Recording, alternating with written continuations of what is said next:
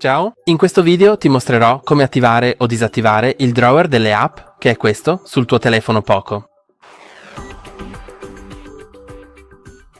Puoi scegliere la modalità classica, che non avrà il drawer delle app.